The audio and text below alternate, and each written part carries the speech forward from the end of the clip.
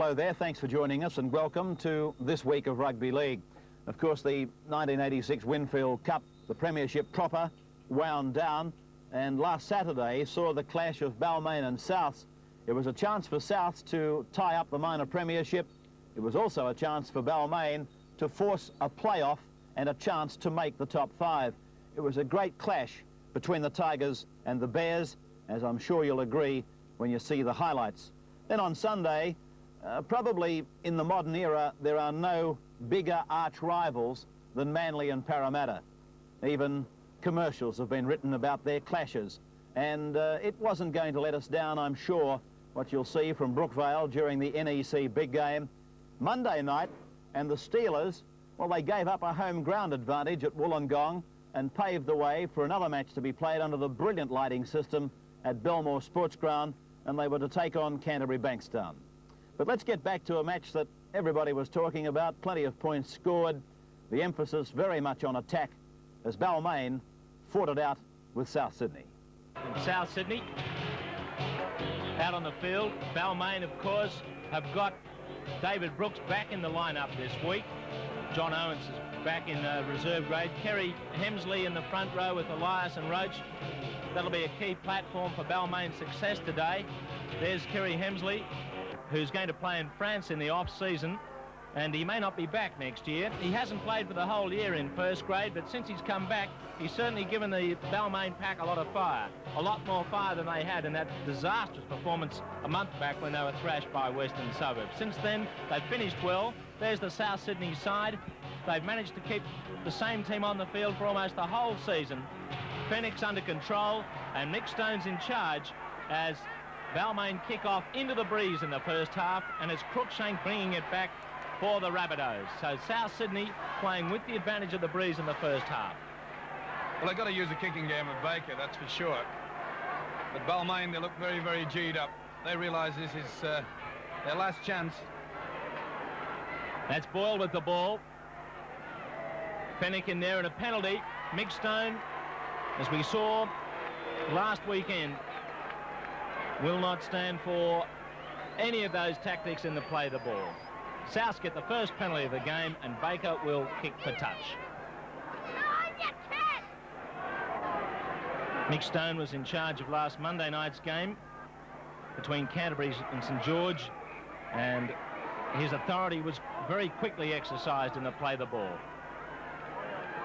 Now Baker about to take the tap. He's going to put a kick downfield over the head of Gary Jack, and it's bouncing dead in goal.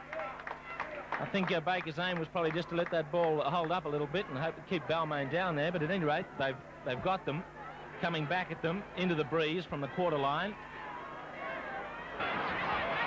South feed and win to Jura.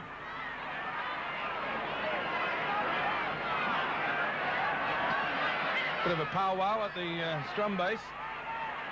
Both sets of forwards having a lot to say to each other. It's Pobji. Now Ross.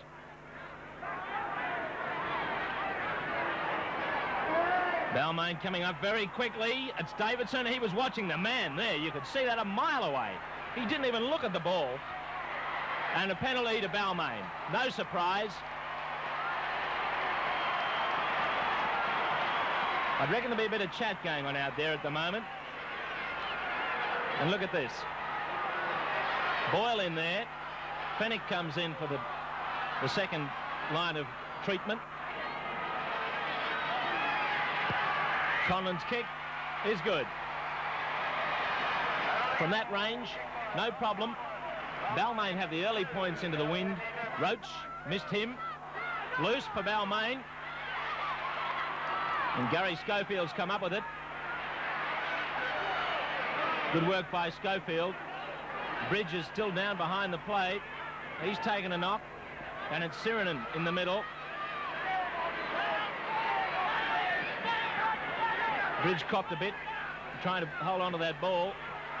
Roach, beautifully tackled by Fenwick. That's the way the South fans want to see Fenwick perform. Gale's kick, back towards Ross. Surrounded, deposited.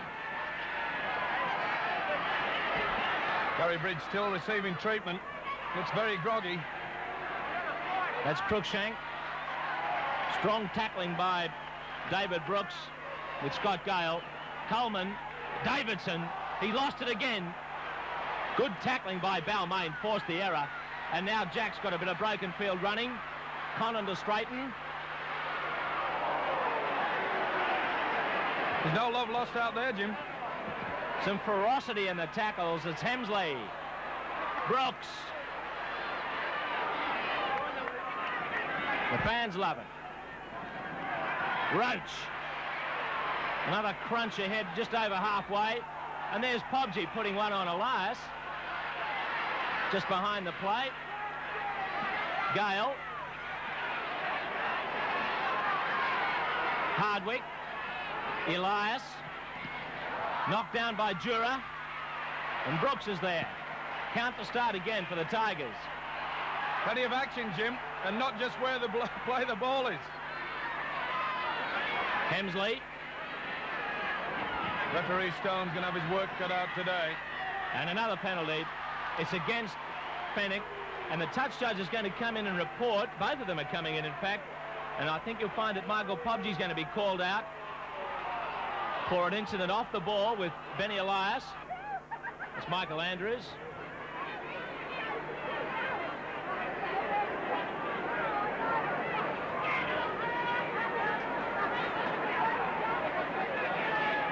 Well, that's good refereeing, really.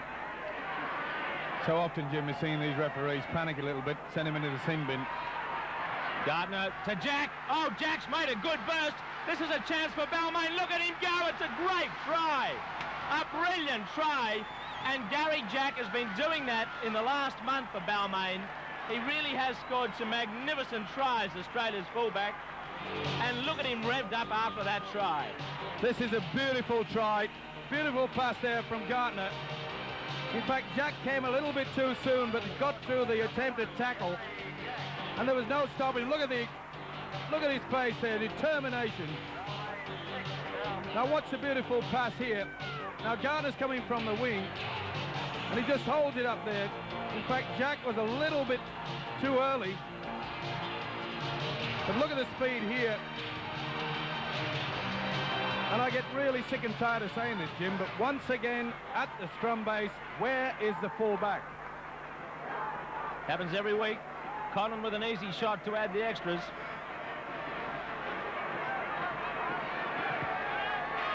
Eight 0. 8-0 into the breeze, Balmain. 11 minutes gone in the first half. That's Boyle. And the Balmain forwards are ripping into this. And it'll be a penalty. He called held. Elias went on with it. There's a deal of chat down there. A lot of explosive tension in the play of the balls. And South get the penalty this time. Here are the earlier scores. That was an amazing performance. South led 18-4, I think, Steve-O. And South, of course, are the minor premiers in under-23s. And an upset there because Balmain are in fifth spot. South down at the bottom, and they won with a late field goal. South's not finding touch. What an error. Gary Jack saying to the touch judge, did you see that? The bridge down again. Well, it could have been cumulative. Let's see. Ross is in there. Rubbing the elbow in, perhaps.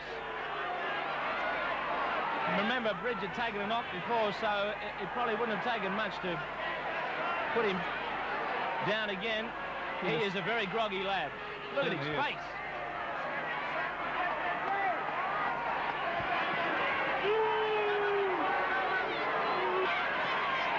Biles. Stopped by Elias. And it's a penalty against Balmain. Not getting away from the tackle player again.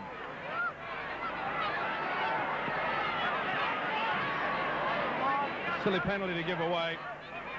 Pulling the ball away from Biles. And really, that's just a waste of time. It's a good kick downfield. Put South into the 22 and just squandered the possession.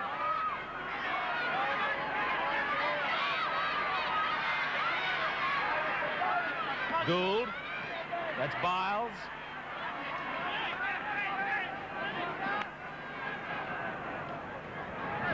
Coleman. with Johnson. Roach is in there.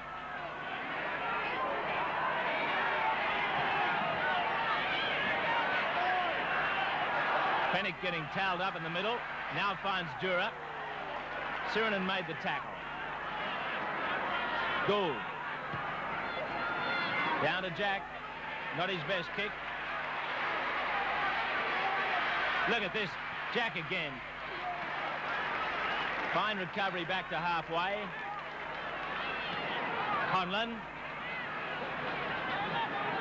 The Balmain are causing themselves a lot of trouble. They're playing the ball very quickly. They're eager this week. That's Brooks. And South enjoyed more when the game's a bit slower.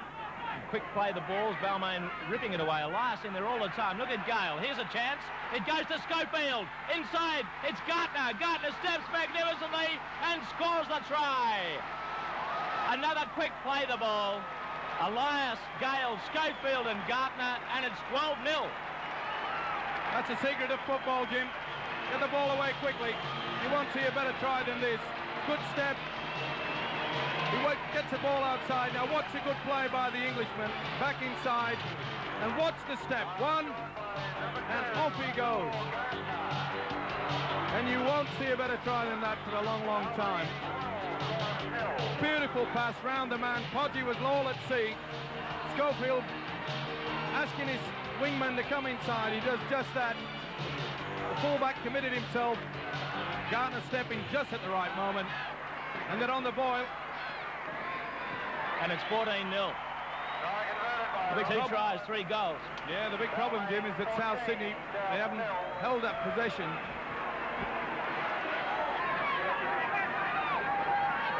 That's Gould. Back to Coleman. Quick switch to Dura.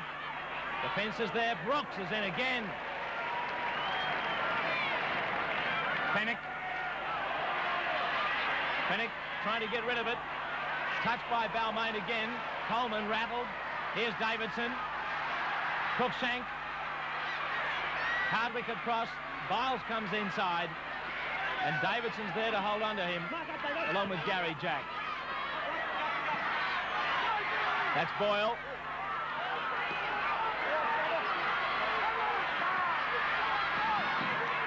Gould, Coleman, Dura, into the slots. That's Baker, and he's lost it. That was the best passage of play we've seen from South Sydney. They're backing up the man here, but good play by Schofield. Baker losing the ball. Davidson's copped his share in the first half. And Balmain will go for touch again. About 6 minutes to the break. It doesn't surprise me there's a lot of claret on the field there, Jim, because there's been a lot of head-eye tackles. Plenty of headhunters out there.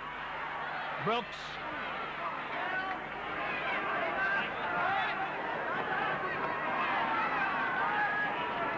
Hardwick.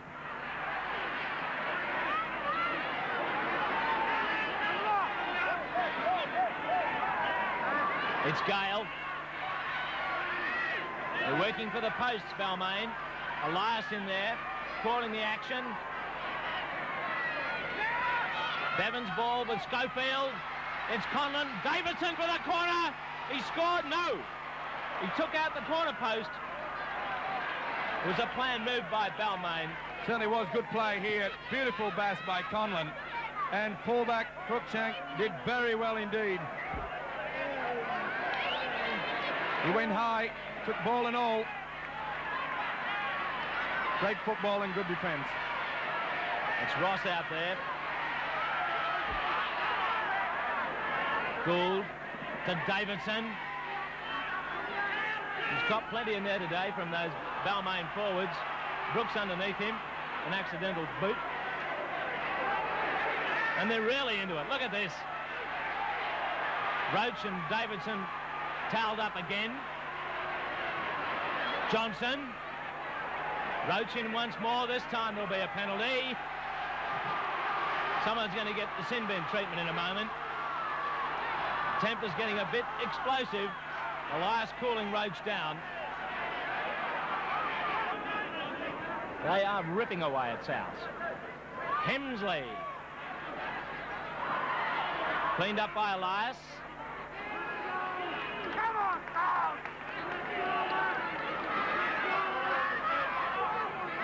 That's Roach. Roach got a bit back that time. Johnson coming in with Andrews underneath. Hemsley. It's a test of South Sydney's resilience here. See if they can come back in the second half. They've shown great teamwork and determination this year. Gale's little kick ahead.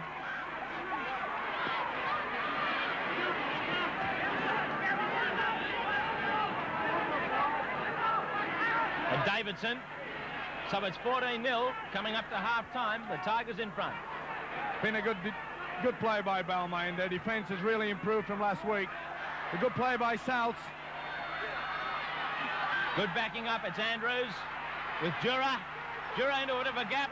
Balmain shirking the tackles there. Has a great run by the 5'8". Coleman looking for a runner out wide there. Can't unload it. They won't give in, Jim. South Sydney never give in. And we've seen earlier this season that Balmain, on occasions, and that's a forward. Good refereeing by Stone. Johnny on the spot. Forward pass to Baker. Scrum going down very close to half-time. Isn't it amazing, Jim, what a difference a week makes? Balmain's side really are fired up today. The forwards, they were non-existent against North Sydney last week. And here we see them putting the cleaners through the South Sydney forwards. One of the most feared packs in rugby league.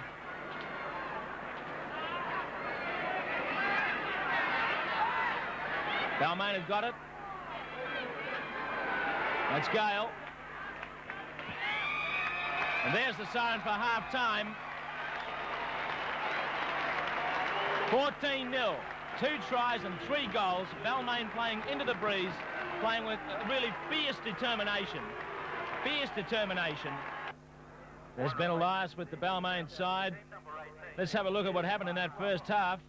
This was the first try. The second try, actually. This is the one scored by Gartner. Coming inside. Good stepping. Got around Coleman, then Crookshank.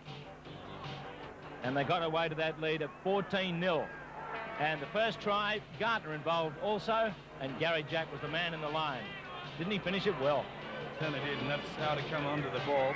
I did mention earlier that it was a little bit in front. It was a good try indeed. Now it's Balmain, still with the breeze. There's still enough of it there to be of value to them in the second half. But they make the error. Brooks, who got through so much defence in the first half, has come up with the error and an early opportunity for South Sydney. Now in the first half, South dropped the ball 8 times, although they had 7 penalties to 4 and a breeze. They've really hung onto it for more than a couple of tackles. They've got it to Jura. And remember, they got the change in the backs there. Crookshank, who was heavily involved in a few tackles, concussed. So Mark Ross is on in the centres and Baker at fullback. That's Fennick with Coleman. Now Jura, Pobji.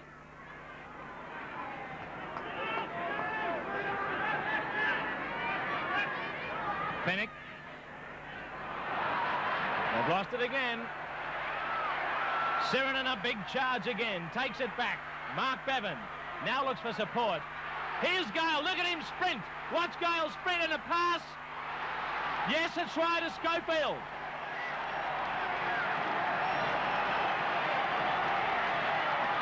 Schofield scored a great try. You want to see the last pass, but that could put the issue beyond doubt, that early try to Balmain. Have a look. Certainly did. Beautiful play by Gale, and then you see Schofield just finishing off, but it really was a mistake by South Sydney. Sirenen came up with the ball. Watch the stepper.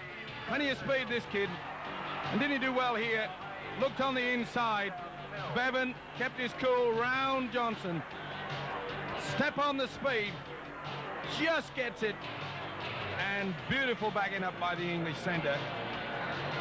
And that'll boost Schofield's confidence. He hasn't been playing well. He admits to being going out there for the last 3 weeks with a bad injury. Now it's Conlon. He's hit it well. And straight. 4 out of 4 for Ross Conlon. 20-0. South up so fast at that scrum. And Davidson just grabbed by the coattails there. Michael Andrews got him. Scott Gale.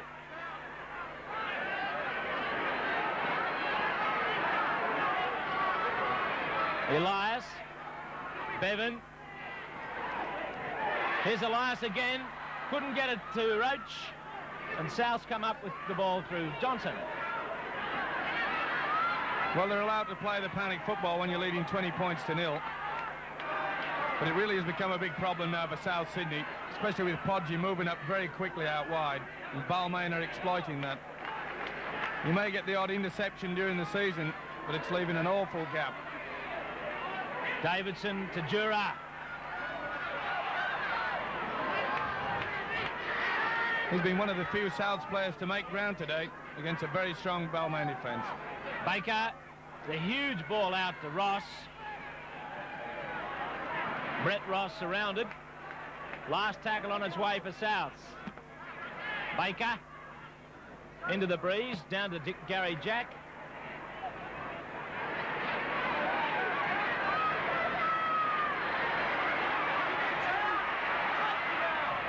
Another strong run. Mark Ross over there with Michael Andrews to take him out.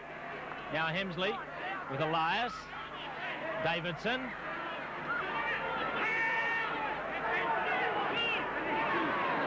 Balmain leading, would you believe it if you've just tuned in, 20-0. That's Bevan again. Nice run with Conlon. Here they go. Look out, Souths. And it's Gartner. And the backing up of Schofield brings another try. Beautiful Balmain try. It's Balmain's day. 2 tries in the first 8 minutes of the second half. Champagne football here, but you've got to criticise the defence. There you saw Podgy again moving up, leaving a wide gap. Conlon exploiting it. Good play by the winger, interchanging. Notice how Schofield realised that the wingman Gartner was going to come on the inside. Beautiful football. Getting the ball spun out wide. Now watch the South defence. There he goes, Podgy. And that left the gap, and it's caused them a lot of problems. Well, Trevor Allen said there was going to be someone to intercept. Podgy's tried all day, and don't Balmain love it. 24-0. Wayne Chisholm's come on for South. You can see him down there. Phil Gould was the man that came off, and it didn't surprise me.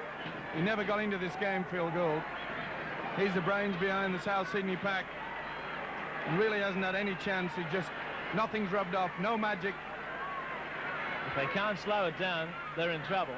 That's right.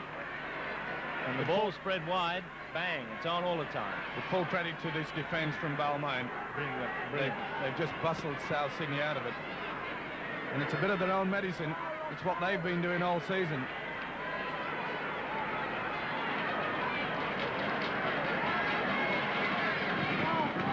Here's Conlon. Another good-looking kick. Yes! When you're hot, you're hot. 5 out of 5. 4 tries, 5 goals. It's a cakewalk.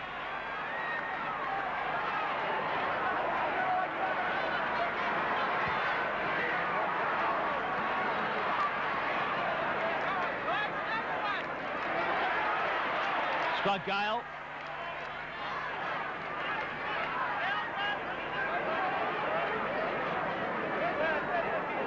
That's Owens on for Balmain. Gartner again.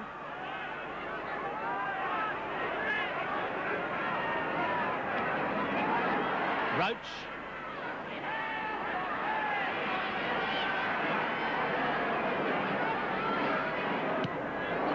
Schofield for touch. Baker.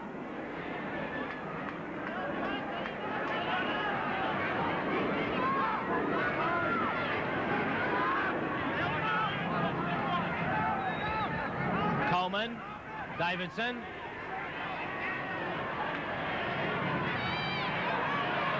Coleman again. Bronco Jura. Owens made the tackle. Boyle's ball to Davidson. To Biles. Chisholm. And Owens, who's come on to replace Kevin Hardwick, making the tackle again. Coleman. Well, another fine tackle. Benny Elias. Last one for South. Baker. Look at this. Baker a chance. Baker heads for the corner. He's got support. And Ross scores. South have scored. Great try made by Baker then. Good football. That's what they needed. I get the feeling it's a little bit too late. Good play by the centre. Wasn't really interfered with. Got the bounce, as they inevitably do. These people who know how to kick this football. Through the fullback.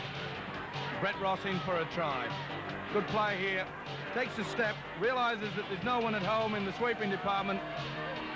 Ball bounces up neatly for him. Gardner was all at sea. And that will at least lift the spirits. I think it's going to take a little bit more than that, Jim. 3 tries in the first 12 minutes of the second half. And the big crowd here have enjoyed it, particularly the Balmain fans. Baker's kick, look at the breeze there, holding that up. That's Paul Roberts. On for the lock, Michael Andrews. Balmain offside. That's a big problem for Balmain now, Jim, is that they can't just rest on their laurels, even though it's 26-4. There's still plenty of time. They've still got to respect that it is South Sydney they're playing.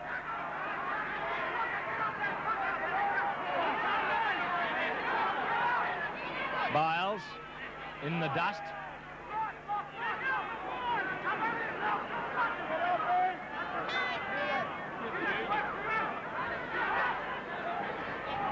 That's Boyle.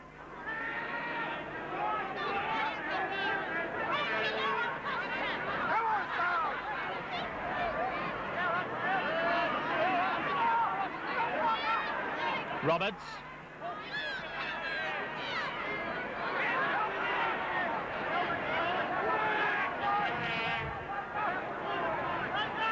Coleman. Passes loose for Ross. Ross down the touchline. Backing up from Mark Ross. And the Ross combination makes a try. Brett and Mark Ross combining there. And Balmain had the Blues in defence that time. It was a loose pass from Coleman, and it ended up in a South Sydney try. Good play here. Coleman, a switch of play. A long ball. It was intended for the centre. Couldn't get through to it. But Ross picked it up well. Back on the inside. And Balmain, well, you can't really say that the wheels have fallen off, but the wing nuts are loose. Beautiful pass, but just wayward. I think Coleman expected the wing to hold it up. Plenty of speed here. And Jack really had no chance with that. And Baker misses with a conversion. Jura. That's Baker there. Mark Ross.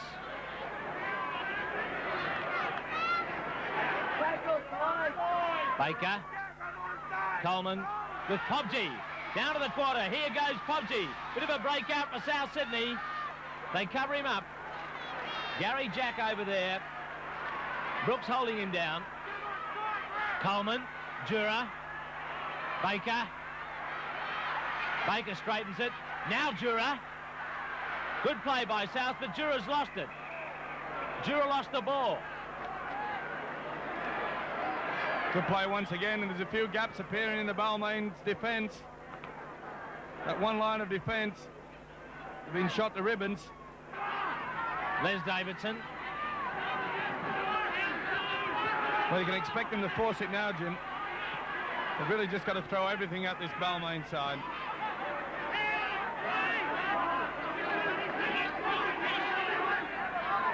Coleman. Here's the intercept. Oh, it wasn't held on to. Pobji's got it. Schofield had his chance there. It almost put on a plate for him. Roberts.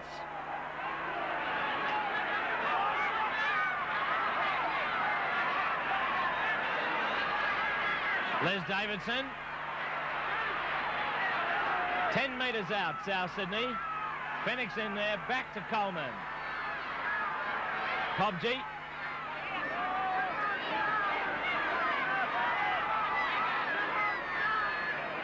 Coleman sees a gap and support.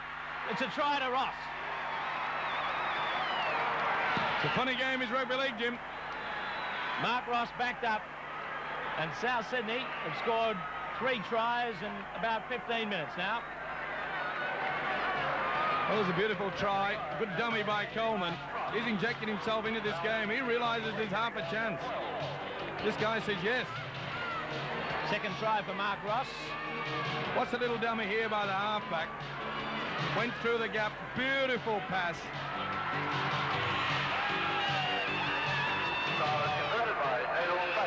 And Baker added the extras from almost in front. 26-14. Is it another case of second half blues for Balmain now? Roach has been replaced. And that's a good move by Stanton. He's played well as Roach, but he's getting very tired. He's thrown everything into it in the first half. Marquito's come on for Roach. And that's Paul Roberts. The Souths have got 15 minutes. Who knows what they could do here in the last 15 minutes, having scored 3 tries in 15. It's Les Davidson. They can sense that Balmain are tiring. This would be a performance to rank some of the greatest in the history of the game if they win from here. Look at this fella go. Paul Roberts again. It's Biles looking for support to Baker. Away goes Baker. Gary Jack coming at him. Back to Biles. Biles heads for the corner. Here's Jack. And Biles scores the try. Biles has scored the try. It's 26-18. Well, Balmain have just put the cue on the rack. And there's still 2 reds left on the table. Really? And good play. They're sensing that there's gaps out wide, and there is. Beautiful play here by the youngster, and Biles kept his head. Baker didn't have the legs, he knew it.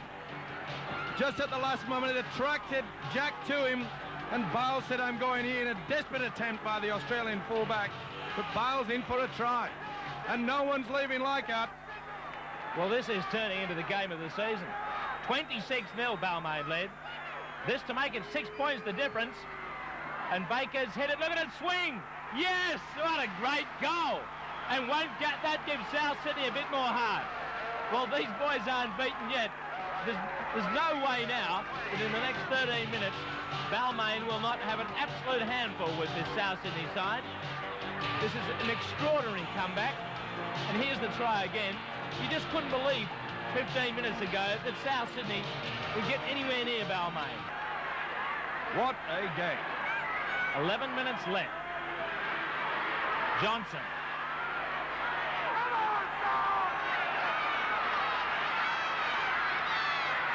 Coleman. It's Dura. That's a good tackle, but they've still got it alive to Coleman. Oh, he's made a great little break, Craig Coleman. And Gary Jack was there to stop him. This is bringing the crowd to their feet. Look at this. Paul Roberts. And he says knocked on by Dura. Knocked on. It certainly went forward. I wonder if it hit a hand or a boot. Looked like the boot to me. We'll soon see. Hit his knee. Hit his knee. Should have been play on. Stanton. Well, he wouldn't have any fingernails left, surely. The last few minutes. That's Gould. There seems to be a bit of miscounting going on in the tackles recently. It's a couple of times. I think he's gone for 5 when there've only been 4. It's Fennick. Well, the pressure has to affect the referee, just like it is the players. Baker caught by Owens. Well, Balmain have got 3 sweepers, 4 sweepers now. Coleman. Roberts.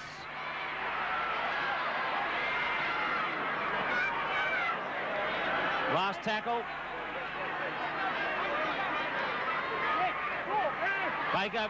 Oh, it's an anywhere ball. And the count starts again. South's a bit fortunate there. Balmain, all they had to do was fall on it. Tried to kick it ahead. Chisholm. Have to be critical of Conlon there. Shouldn't have kicked the ball. Possession is vital. Coleman searching for a gap. The pass has gone forward. And he'll pull them back for the forward pass from Coleman. But Coleman, a real playmaker there in the last 20 minutes. Slotting into the channels there. Inside the last 5. He's been in everything, Jim. Really has come alive. And he was trying hard to get that ball around the man.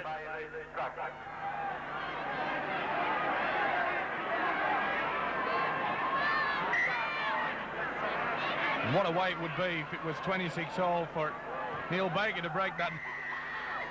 Balmain get a penalty. Coleman hurls the ball on the ground in frustration. Feet across Fennick. He's too exhausted to argue about it.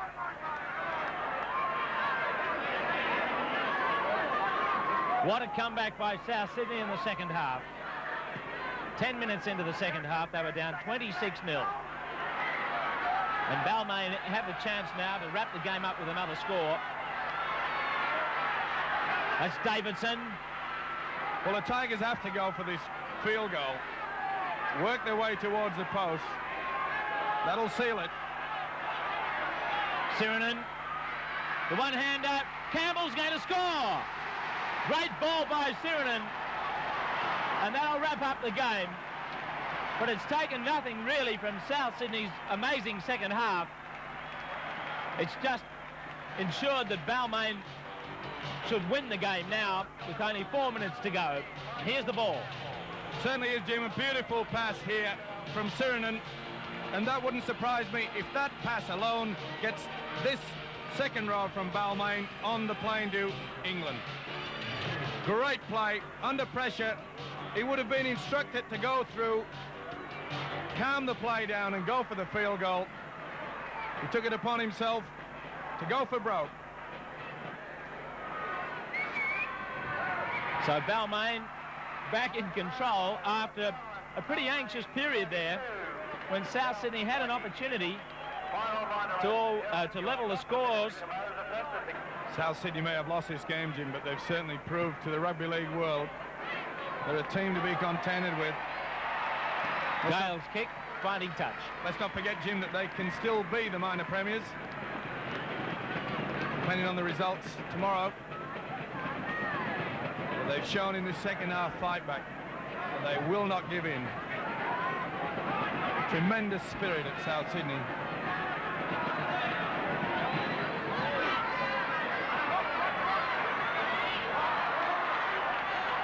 He didn't drop it. Play on. Coleman's long pass intercepted by Schofield. Well, as you can see, it was total desperation from South. And for a change, South Sydney have an intercept try scored against them.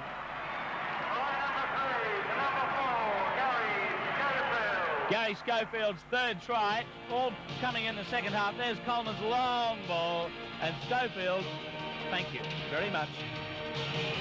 An easy try. Well, you can't really take anything away from the little halfback there, Coleman. He had to try something. It's desperation stakes. Why not? The game's over. Schofield, an easy try. And Conlon kicks another one. Well, I don't know what was written down by Trevor Allen, but I don't think it's Schofield that he has on the pad. And the siren's gone. It's all over. Balmain keep their hopes of making it to the semi-finals alive. 38-20. What an afternoon's entertainment here at Leichhardt. A big crowd has seen Balmain overcome South Sydney. They led 26-0 and then only 26-20 with 10 minutes to go. They scored 2 tries in the last couple of minutes. What an incredible finish to the 1986 Winfield Cup, and what an important clash it was last Sunday at Brookvale Oval between Manly Warringah and Parramatta. Manly fighting for that third spot in the semi-finals, and Parramatta in search of the minor premiership. Without any further ado, let's go to Brookvale Oval in front of a record crowd of over 27,000 for the clash between two of Rugby League's greatest rivals.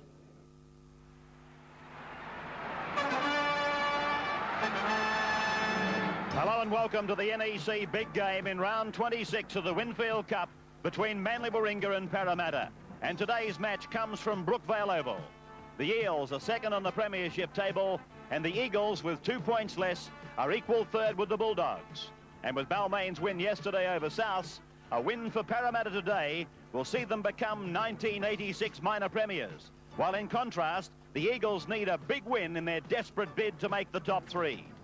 When the Eels and the Eagles met in round 13 at the stadium, you might remember, victory went to the Manly club with a scoreline reading 30 points to 18. Manly come into this last round after going down to Souths last weekend, and here's their team. Shearer, Davis, Close, Blake, Ronson, Cox and Hasler, Lyons, Cleal, Vorton, Pocock, Cochrane and Daly. Parramatta went to Seaford Oval last Sunday, and the Raiders were the victors, 19-12. Here's their team. Taylor, Delroy, Muggleton, Ella, Growth, Kenny and Sterling, Price, Sharp, Laurie, Leabeater, Mosley and Bugden. And the referee for this NEC big game is Kevin Roberts. So here we go again in one of these great battles between Manly and Parramatta. No two sides have attracted the attention of the Rugby League public like these two in the modern era. Mosley tackled just inside the 22, and there's some enthusiastic Manly defence going in there. Lyons, who will lead the Manly defensive line on more than one occasion, already getting involved in two of the first three tackles. It's Mark Laurie. Play on the Parramatta 22. And John Muggleton lands that ball down on the Manly 32, where Dale Shearer comes across and runs about 5 metres before giving to Stuart Davis.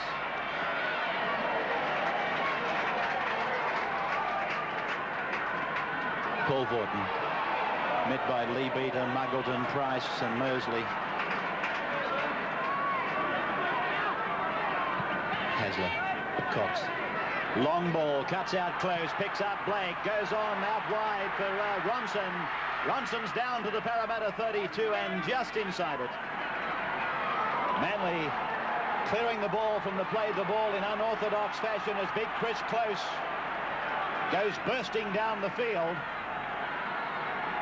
Hasler, Daly, Mosley around the legs, he hands the ball out the back there for Cochrane, away for Hasler. Hasler's up to the 22, it's gone to Cox. Cox pulled down in a desperate tackle by Delroy. 5 gone for Manly. Already they've shown that they want points and plenty of them. Up goes the ball now. Sterling gets underneath it. Down it comes to Manly. And Hasler knocked on. The referee will pack a scrum 5 metres away from the Parramatta line. There's the replay of the up and under. It came down sweetly for Cochrane. He got the ball away. It went down around the feet of Des Hasler. Sterling working it. Won by Mosley. And Sterling is put down about 8 metres out from his line. Tremendous atmosphere. It's standing room only as Ray Price comes out and gets under. Over the 22 and outside the 32. Cochrane got an ankle-tapping tackle on him.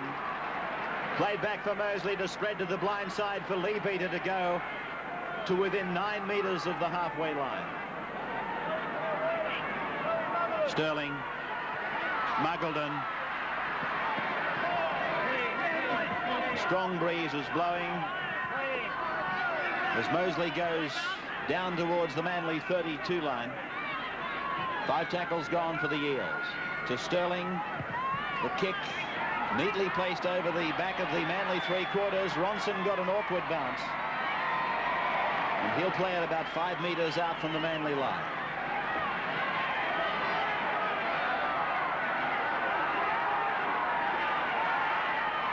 Played by Shearer.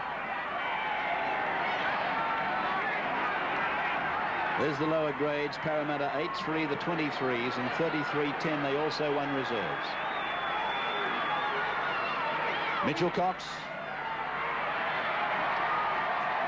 Well, we saw on that attacking raid by Manly that they are prepared to throw the ball about.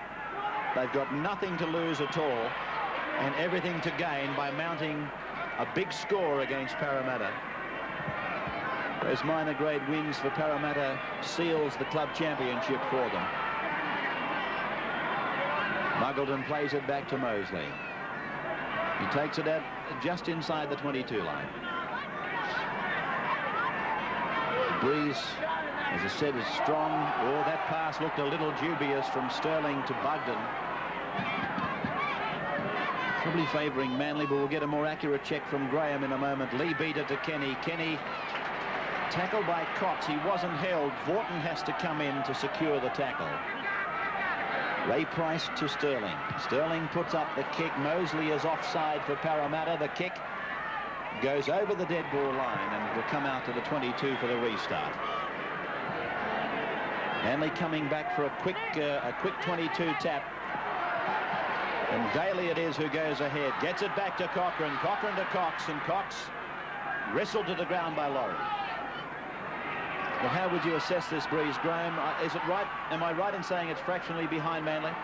Well, it has been swirling around this breeze, more or less going from the our bottom right-hand corner of the field up towards the hill, slightly favouring Manly. But I mentioned swirling around only moments ago when Parramatta mounted that counter-attack. The breeze tended to start to drift behind the Eels. Hasler now. Cochrane. Muggleton takes it on the bounce.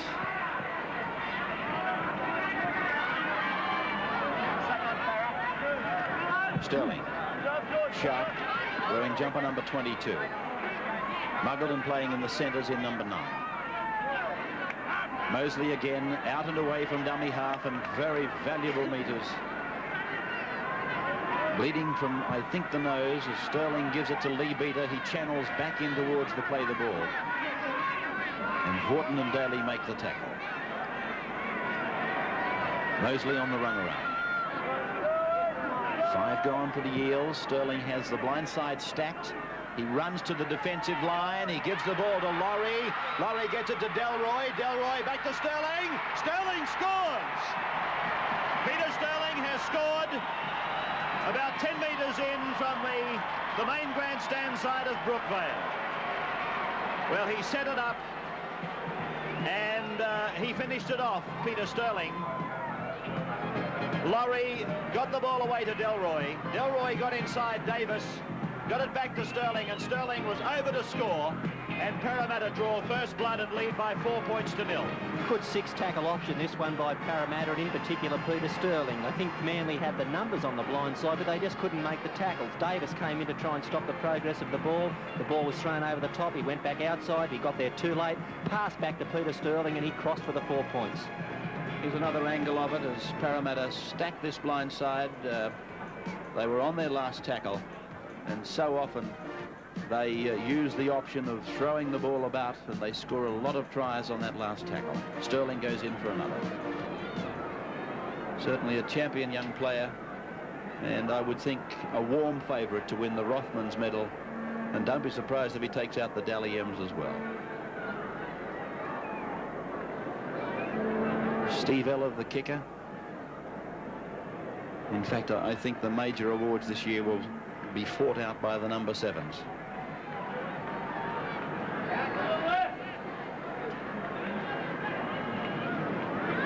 Eller. It's missed very wide of the uprights, and so Parramatta leading Manly by 4 points to 0. The try coming after 7 minutes of time. From Cochrane now to Blake, and Blake puts the kick downfield straight to Paul Taylor. Manly have obviously gone into this game with the object of firstly winning it, but also scoring as many points as they possibly can. But they can't afford to go to sleep on their defence, because every point scored against them is another one they've got to get back. So Hasler is tackled now, about 35 metres out from the Parramatta line, and Paul Vaughton goes up to the quarter line. Looked to get a pass away, but he couldn't get it around the corner. Lyons for Daly. 20 metres away from the Parramatta line now. Manly trailing 4 points to 0. Piling on the attack as we speak as Cox turns it in for Hasler.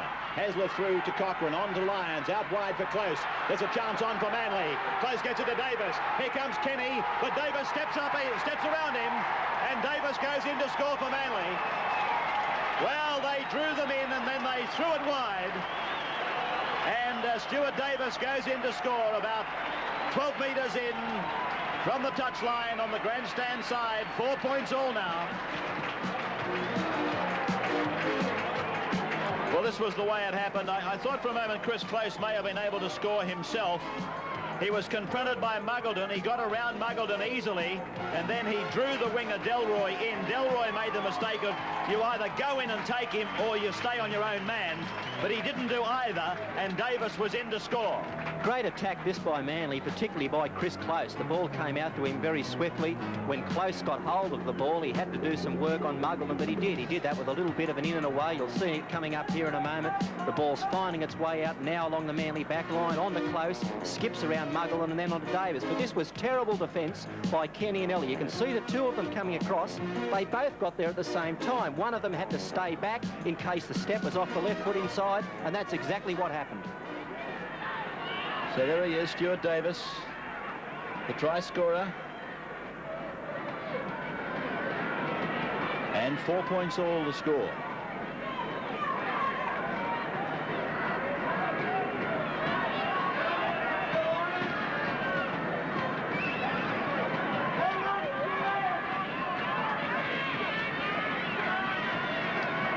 Mel Cochrane, one of the game's finest. Got it away nicely. It's a goal.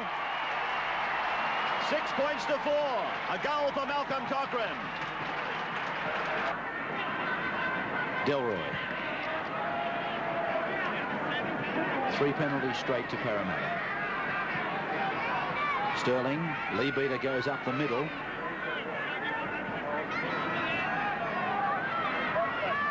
Now it's Sterling, and this time it's Sharp going back into the middle. Mosley swamped there by Cliff Lyons. And Mosley will get booked for acting if he's not careful. Away now for Sterling. And this time it's outside for Muggleton. Kenny, I noticed, was outside Muggleton again. This is Taylor. 5 tackles gone, knocked backwards, said the referee. So what will Sterling do here? The kick is on. There it goes, high. It's coming down in the field of play. Oh, Groth all but got a hand to it. In fact, Groth came diving through the air, and he almost came up with a freakish try. And the referee ruling a 22-place kick to restart. Kick ahead, the fullback was up in the line. Sterling went across, he couldn't clean it up. Manly come up with the ball. Phil Blake turns it around the corner for Shearer, and Shearer is tackled by Taylor and Sharp. Away now for Blake. Inside the 32 line. Sharp and Lee Beater the tacklers. Hasler, Cox, Lyons on his outside. That's Lyons. A little juggle. It goes back inside for Hasler. Hasler goes towards the quarter, reaches that point before being tackled by Lee Beater and Taylor. Manly attacking, leading by 6 to 4. Daly goes ahead, tackled by Sterling, got the ball off to Cochrane, on to Hasler, out to Lyons. Close is with him, here he is, the big fellow, and he's tackled 15 metres out from the Parramatta line. Play back to Davis, away to Lyons. Lyons calls Cochrane inside. He does that, he kicks ahead. It might be too big, or was he knocked over late? Yes, it's a penalty to Manly. A penalty to Manly. 5 metres out into the field of play, opposite where the ball landed.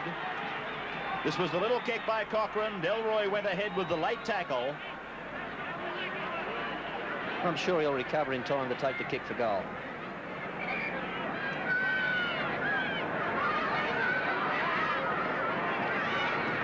One out of 1 for Cochrane. He converted the Davis try.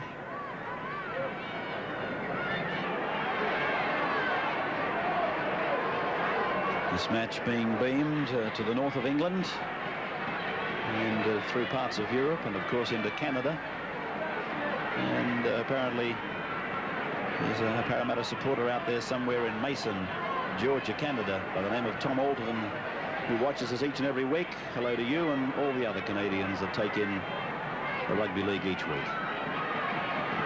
On Network 10 Australia. And here's Mal Cochran now, looking to send Manly a further 2 points in front, and he hooked it. It's no goal. Manly remains 6, Parramatta 4.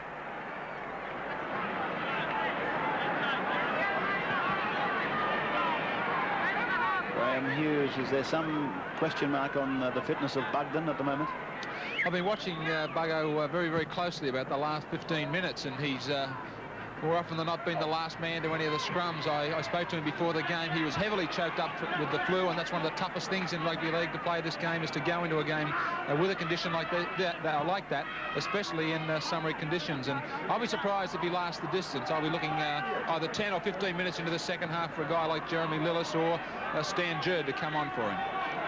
Daly was just met and tackled by Terry Leabeater, who's doing enough work for both he and Bugden at the moment. Now it's Noel Cleal inside the 32 line.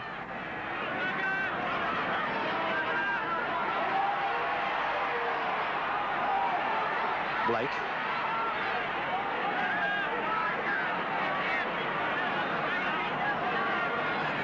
Cox. That came off a Parramatta player, fielded by Ray Price. 17 degrees is the official reading on, as I said, the last day of Australian winter, as Growth is tackled about 15 metres out from his line. With the scrums and penalties, 2 decided scrums to Manly, 1 to Parramatta. Hasler has the ball for Manly, and away from a couple of fragile attempts at tackle before Muggleton picks him up. Cleo turning it off then for Ronson.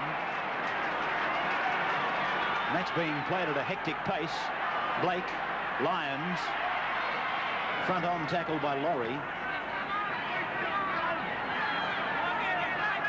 Now it's Blake shrugging off a tackle, getting it away for Daly. Daly gets it inside for Lyons, and then to Hasler. They've got the numbers. Cox goes to the 10-metre line. Hasler does well to pick up that pass. Hasler to play it now. Cleal a dummy half. Pulled down by Mosley. 5 tackles gone for the Sea Eagles. They lead 6-4. Lyons gets the kick up in the air. Parramatta stood off him. Shearer comes down with it. And Cox has it. Where is it now? He's still got the ball. No, Parramatta apparently have it. This was the desperate attempt by Manly, as Shearer got a pass away to Mitchell Cox. He had it a couple of times before losing it to Mark Laurie. Leabeater.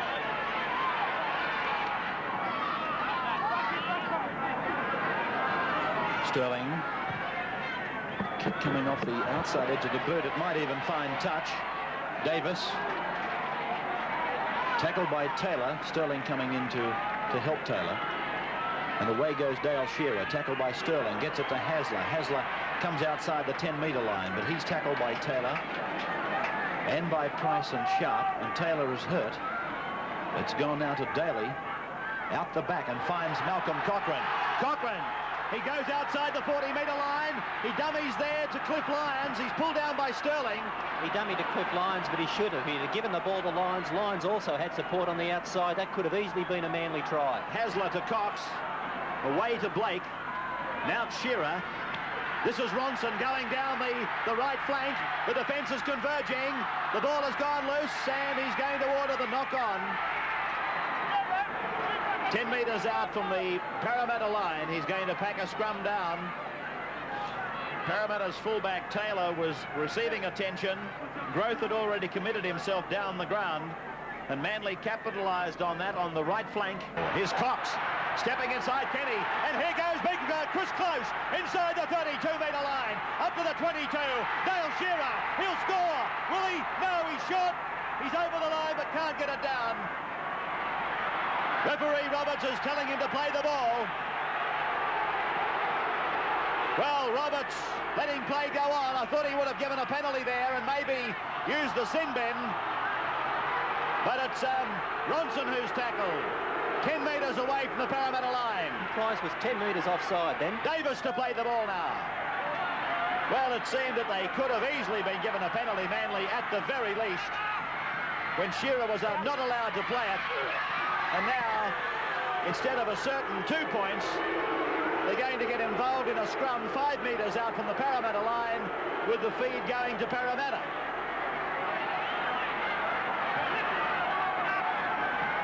And that's called playing the advantage. As I've said so many times, I'm blowed if I know whether that's an advantage. In fact, I'm sure it's not. There's no question in my mind that Parramatta gave a penalty to Manly right in front under the crossbar. And not only should have Manly been given the penalty, but probably a Parramatta player could have been sent to the bin.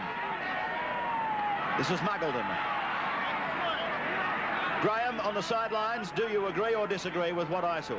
Well, originally I was agreeing with Kevin Roberts playing the advantage. I thought Manly could still score out on the right as they went right, but then, of course, Parramatta players were offside there too. When they finally halted play and a scrum was set, I thought that Roberts could easily have called those Parramatta players out at that stage, still awarded a penalty, and I think Parramatta would have been still very lucky that it wasn't one. 2 or 3 players could have been in the bin. David Ronson coming out towards the 22-metre line.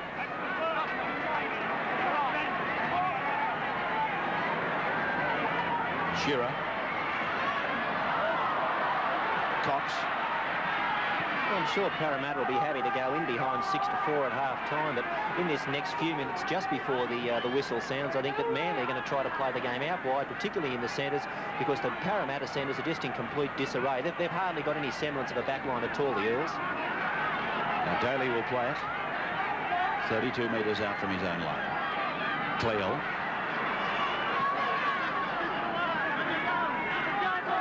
No markers. And well, that's a freakish performance by Sharp to field that ball, but then he wasn't ruled as having knocked on. Big Bugden goes inside the 32. You would have thought it was highly likely that Sharp did knock on as he fielded that ball off the boot of Cleo. But Parramatta now on their second tackle, and they're on the Manly 22. This is Sharp. Sterling going back to the blind side. Now it's Taylor. 5 tackles gone for the Eels now. Sterling. The up and under is there. Kenny's underneath it. And it came down to Mitchell Cox off the hands of Brett Kenny.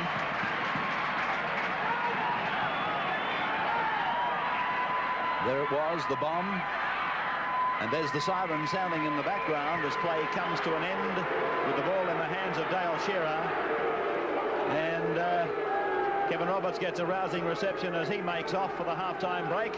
Talking of the break, here's a comment from Graham Hughes.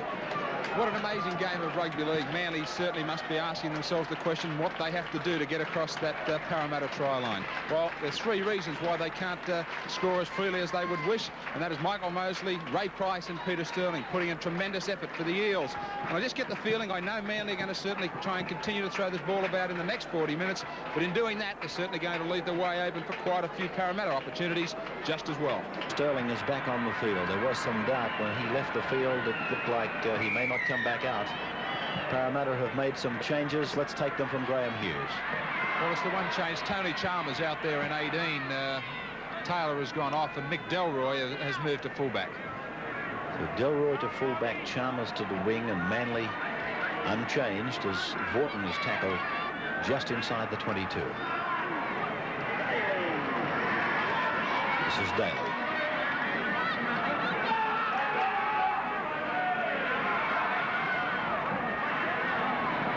Cox.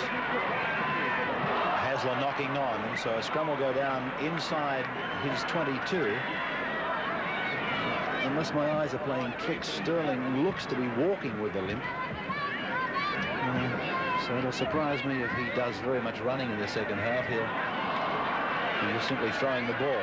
This is Delroy.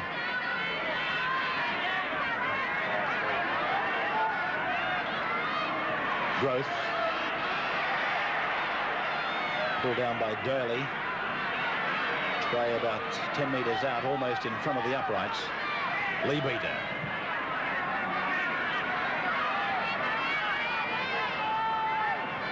Mosley. Swamped in the tackle by Cliff Lyons. Sterling on the blind side. He gets a kick in, but Cleo comes up with the ball.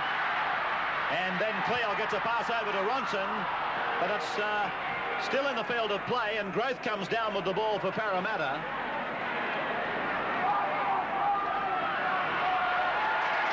Now a penalty goes to Parramatta.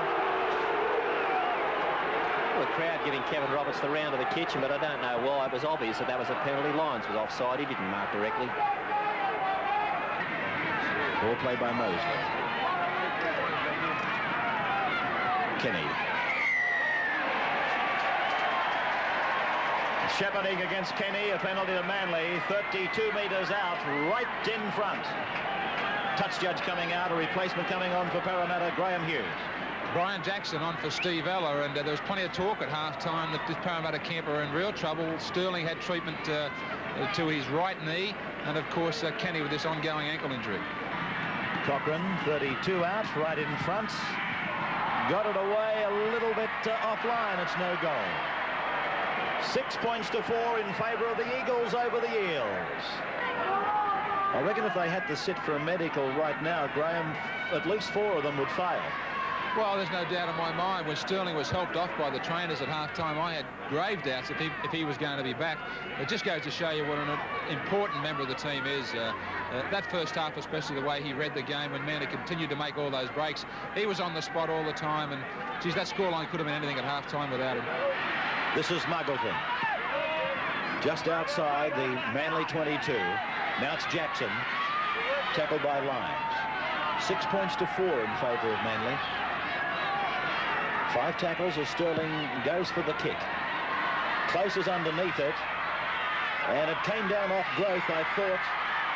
And it's going to be a scrum for the knock-on about 5 metres out from the Manly line.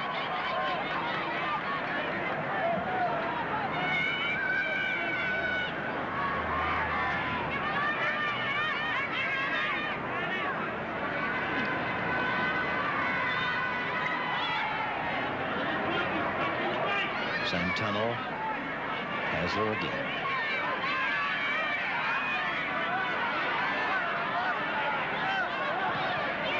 Won by Parramatta against the feed. Sterling fires the ball to Muggleton. Muggleton goes for the line. I don't know that he's got it down. He's held up in goal. So it's another scrum 5 metres out.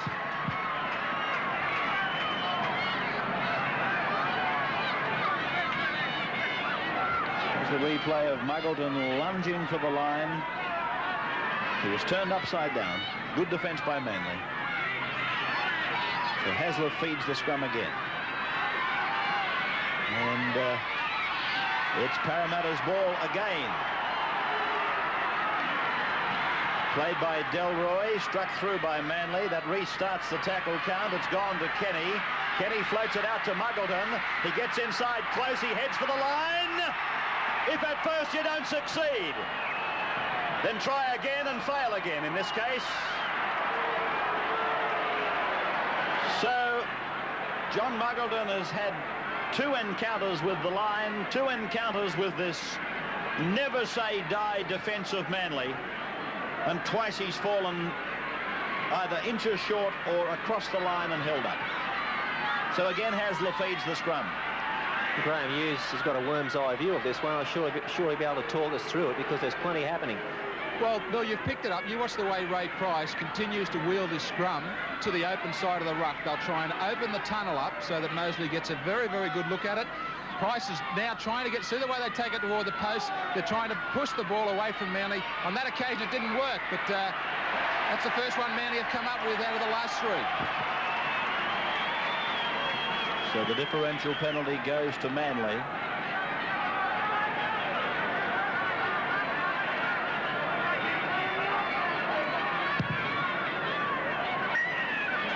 Now sure we're finding the line.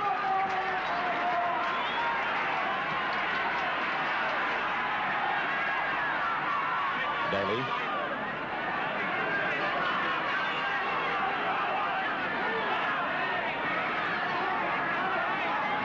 Pocock.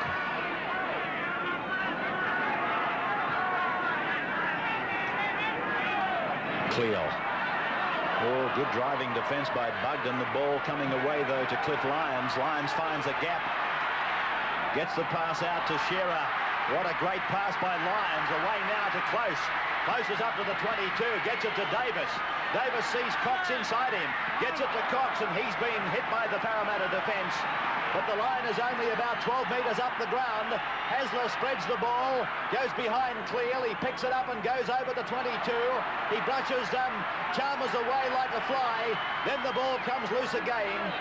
And 6 more tackles, says the referee. So 15 metres out from the Parramatta line. Paul Vorton goes up to the 10-metre line, gets inside it. Parramatta's defence standoffish on that occasion. Played back to Davis, given to Hasler, turned inside for Pocock. Pocock is 2 metres out from the line. Manly's throwing everything at them now. Out to Hasler, now it's with Cox. Cox is taken to ground. Tackled by Sterling. Played now, back to Davis. Away it comes to Hasler. Out to Cochrane. The long ball is required. He gave the short ball to Blake. Blake goes back into the middle. He picks up Close. The ball goes loose. Growth has it for Parramatta. And Growth will play the ball. Bugden is down. Kenny is down. And Price is down. So is Mosley. He's up on his feet now. But this is... Well, that was real hot potato stuff by Manly. They threw the ball around, and it was only desperate defence by Parramatta that was able to stop a try. I just don't know how long this Parramatta defence can continue to hang on. Leadbeater's going to play the ball about 5 metres out from his line. Now it's Growth.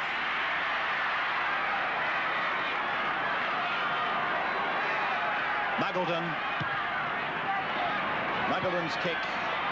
Pretty much just what the doctor ordered, and he finds touch about 12 metres on the Manly side of halfway.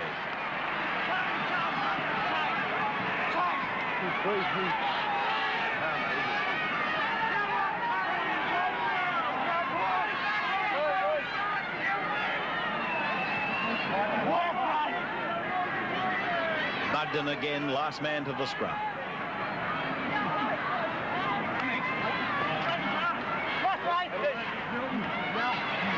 Davis. Price over the top. Sterling underneath.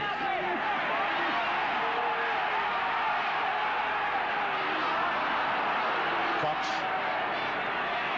Shearer. Muggleton comes up with the ball for Parramatta. Sterling. Jackson.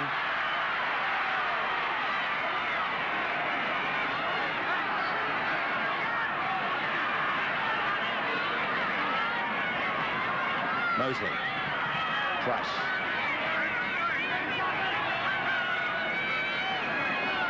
Mosley finds a gap. He goes for it himself. He's inside the 10-metre line. So just a matter of seconds ago, we were watching Manly throwing the attack at Parramatta. Now it's Vicky Verka as Kenny decides to try and step through, but he's tackled on 5 by Vorton.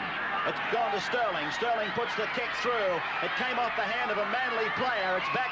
If Parramatta come up with it, it'll be 6 more, but they don't. And he'll play the original knock-on now against Manly.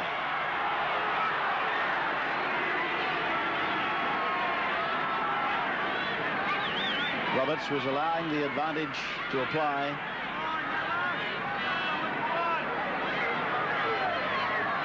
This will be a Parramatta feed. The scrum 5 metres out from the Manly line.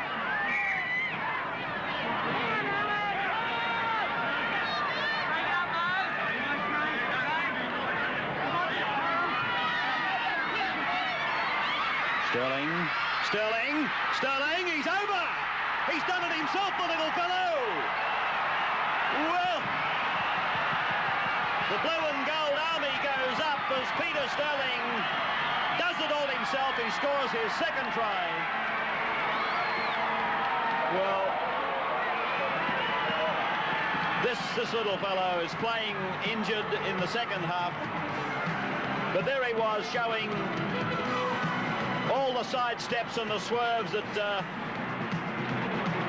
has been part of his equipment. A brilliant young player. In these situations, it's the lock's job to get that other side of the scrum. He was the man that had to take Peter Sterling. Lyons got out of the scrum quick enough, as you can see. He waited for Sterling to run, but Sterling threw in a big step off the left foot.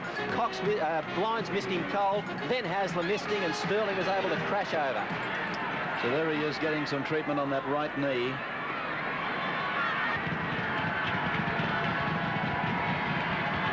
John Muggleton taking this kick 15 metres out. He bangs it straight between the uprights, although the touch judges moved to one side. The scoreline is Parramatta 10, Manly 6 in the NEC big game. Well, you've heard me talk about this very big crowd, and bordering on record proportions, I would think. Graham's got the official figures. Well, it's broken the ground record, which dated back to Manly versus Balmain in 1976, which was 25,876, and today 27,650. 27,600. I didn't think they'd get 27,600 in. Magnificent crowd, isn't it? 5 tackles gone for Parramatta. No wonder they're sitting in the treetops. Muggleton puts the big torpedo punt down towards the Manly line. It might, no, it won't find the dead ball line. Oh, Jackson's coming very quickly. The ball has been, I'm looking at Roberts. I think he's going to give a try. He has, he's given a try to Parramatta.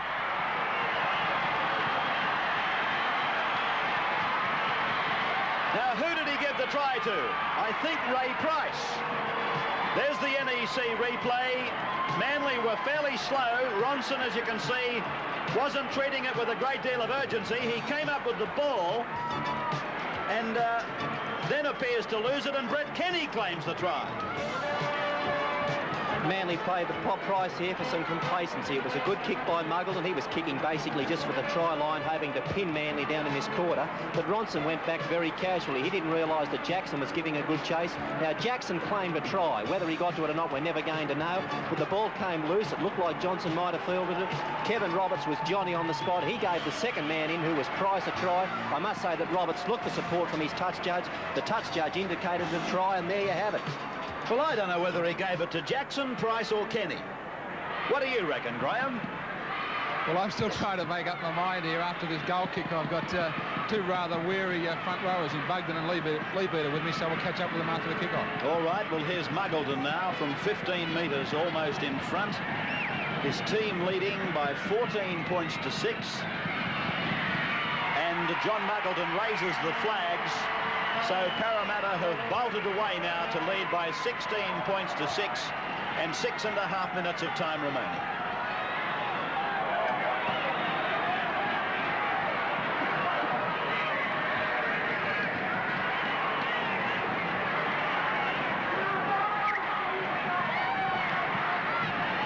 Dale Shearer gets the match underway again for its final passage. As we take you to the sidelines, Graham has grabbed the Parramatta bookends, Terry Leabeater and Jeff Buckley. Terry, I know you've had to wait a long time, but it looks like it's the minor premiership's finally come. Oh, mate, I'm ecstatic. I didn't believe I'd ever get to see this. All I've got to do now is get a grand final. I'll be wrapped. It'll do me just nicely. A lot of pressure came from them in that first half. They made an enormous number of breaks. Oh, you got a lot of, they did. They threw everything at us, but our defence held out really good. Cracked once, but the pressure they threw on it, you expected to crack at least once. Jeff, I was watching you closely in that first half in those sort of summery conditions out there. You struggled a lot of scrums. I believe you took some sort of a virus into the game. Oh, just a bit of hay fever, mate. That's all. Just a spring on the farm, that's all. I thought it was supposed to be clean country air up there. It is, mate, but it's hitting this time of year when the flowers are coming out and I got bad hay fever. Enormous amount of spirit in this Parramatta club. There is, mate. I'm pretty sure we'll go all the way. It's not over yet. We've got to keep our socks up yet. It's a good side, Manly, but we'll go a long way. How do both you guys feel about the name being tagged to both of you as the bookends? Well, it's a handle. It's going to stick with who's whinging about it. They're not going to get rid of it now. It'll do me anyway. All right, congratulations to both of us. Thanks very much, man. Terry Leabeater and Jeff Bugden as Malcolm Cochrane makes the break down the ground. I'm looking at Roberts. He might give the penalty. He will. He'll give the penalty on Peter Sterling for interfering with Cochrane after he had kicked the ball. Cleo takes the quick tap. It's gone through Hasler on to Vorton. Long ball. It's gone over the touchline. Paul Vorton, his own actions tell the story of what's going through his mind. Yeah, Bobby Fulton's read this pretty quickly, I think, the way that Cochrane grabbed at his right hamstring, and Charlie Haggett making his way out in the field now in 25. I don't think he's without peer in Sydney Rugby League as a hooker. I mean, Roy Simmons might have the job, but there's nothing between him and Cochrane and Elias and Mosley. They're all top liners.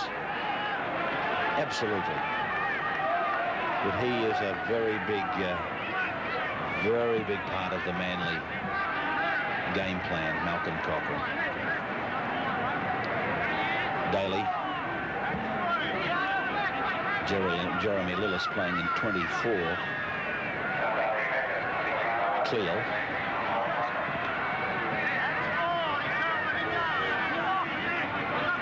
You know, it's amazing how you say something at a time in the season and you say, well, I'll never bend off that opinion.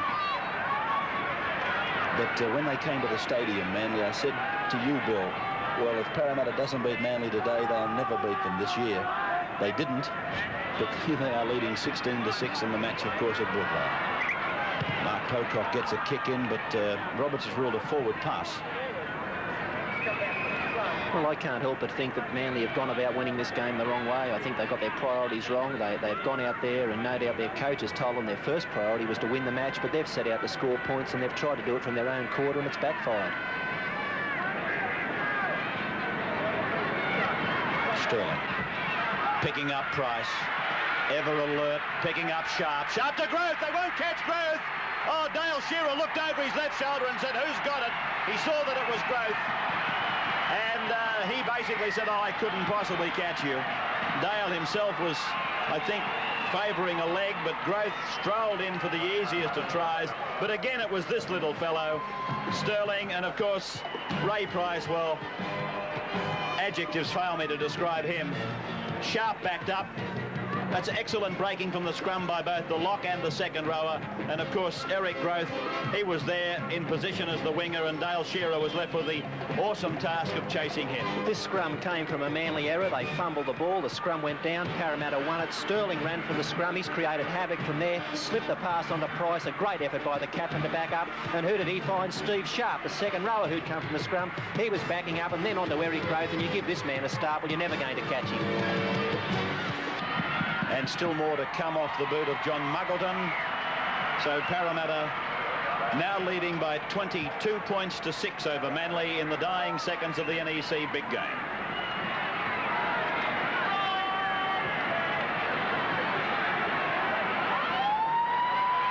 And there's the siren.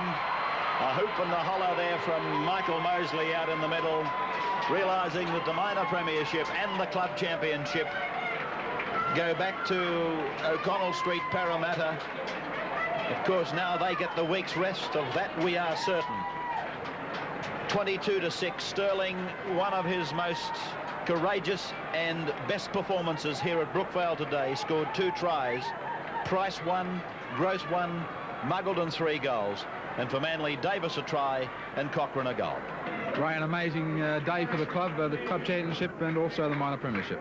Yeah, mate, the under-23s took a fair bit of pressure off us by coming out and winning the first one. So, you know, that did lift a lot of pressure off us.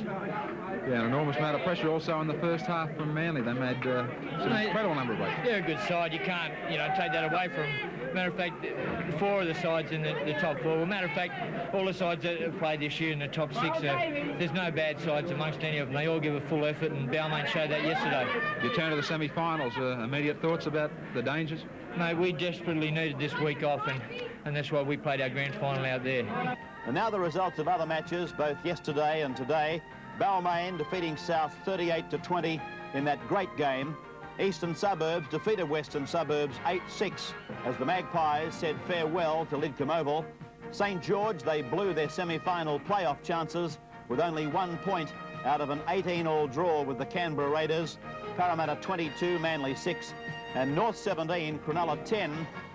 At Ronson Field, the Sharks had most of the early running, but the Bears scored the first try at the 16-minute mark when Fred Teasdale forced his way over.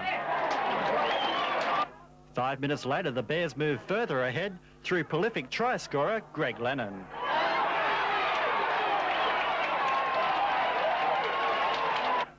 Just before half-time, the Sharks bit back when Mark Wakefield scored. However, the Bears still held a 12-8 lead at the break. The first 20 minutes of the second half was evenly contested before the Bears got some breathing space when Nigel Tate went over wide out. With 5 minutes remaining, the Sharks missed a golden opportunity to equalise when Andrew Ettinghausen dropped the ball over the line. The Bears put the issue beyond doubt when Mark Cannon potted a field goal, but despite winning 17-10, the Bears will need to improve on today's form if they're to beat Balmain on Tuesday. West's farewell to Lidcombe Oval was a sad one for the Magpies fans, with their side going down to East in a trialless match. Wayne Portlock booted 3 goals and a field goal for the Roosters' win. Even though the game had no bearing on the Premiership finals, it still attracted a crowd of nearly 7,500. St George started well enough at the cricket ground, scoring after just 8 minutes, with Glenn Burgess scoring wide out, despite a brave effort by John Ferguson to block Michael O'Connor's pass. But 7 minutes later, Canberra, with nothing to lose, took control. From this scrum, Mal Meninga put Craig Bellamy into a gaping hole, and he found Gary Belcher on the inside before little Ivan Henjak loomed up to finish off the try against his former club. Canberra now led 6-4. 3 minutes later, they were in again. Henjak started it before Rowan Brennan and Gary Belcher handled for John Ferguson to go down the wing.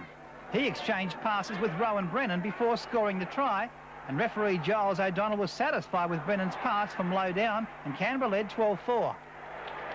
The Raiders were well on top and went further ahead just before half-time. The ball went wide to Meninga, who got his pass away in time to send the runaway express Terry Fay in for his 12th try of the season, and Canberra led 18-4 at the break. 3 minutes after play restarted, the Dragons started their fight back. John Fafita made a good bust before lofting a pass to Brian Johnston, and then Michael O'Connor did well before Chris Johns scored a great St George try, and the Raiders now led 18 points to 8.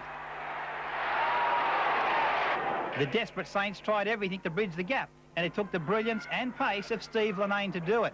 Steve Funnell started the try with his own kick ahead, and from then on it was Linnane against Gary Belcher, with the clever Steve Linnane winning out.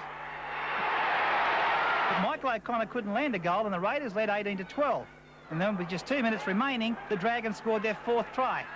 Graham Wynn made the break, and Steve Robinson did well before John Fafita took the pass to score in a handy position for O'Connor to finally land his only goal from 4 attempts, but St George bow out for 86 after their 18-all draw. Monday night saw us back at the Belmore Sports Ground for the game between Canterbury Bankstown and the Illawarra Steelers. In the first round, the Bulldogs had hammered the Steelers, but they couldn't afford to be complacent with the semi-finals just around the corner. A slow walkout by the Illawarra Steelers, quite in contrast to the way teams used to come out. I've got to be honest with you, I'd like to see them running out and looking as though they're a little bit enthusiastic about what's to come. There's Michael Bolt, one of the old-timers, he said, in inverted commas, playing his 100th game for the Steelers tonight. In fact, the 100 mark was eclipsed by only one other player, and that was Brian Hetherington. He's gone past the 100 for the Steelers. Fireworks exploding skywards. Now here's a football team running out. That's what we like to see. Come on down, Peter Tunks and the boys from Bulldogs territory. Will they reign supreme again? Will they make it 3 in a row? There's plenty of people prepared to put their money down to say they will. Barry Barnes in charge. Gee, it's a long time since we've seen Barry on TV.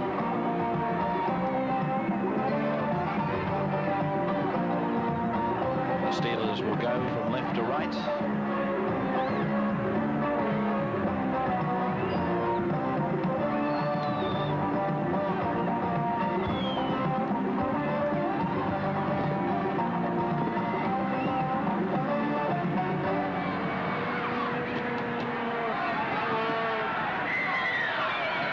The defending champions against the Wooden Spooners for 86.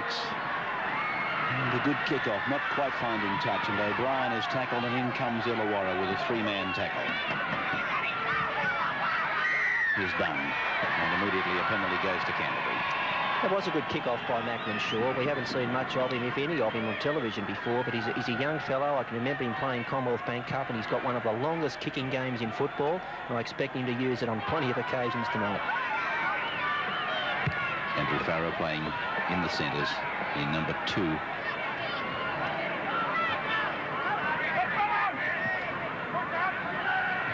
Terry Lamb. And that was a very quick ball out there to Chris Mortimer. It required a good tackle, and Brian Hetherington supplied it. This is Kelly with the headgear. Illawarra coach Brian Smith. Tunks got under a tackle from Carberry, but they come in 2s and 3s, and I'll tell you what, Illawarra might be rank outsiders in this match tonight, but I think somebody forgot to tell them. They're going in and they're hitting, as you just saw again, in 4s. They're not going in 2s, but in 4s. Well, defence has never been one of their problems. They've got one of the best defensive records in the league. They've had no problem stopping points, but they've had all sorts of problems scoring them. This is the fullback, Chris Macklin Shaw.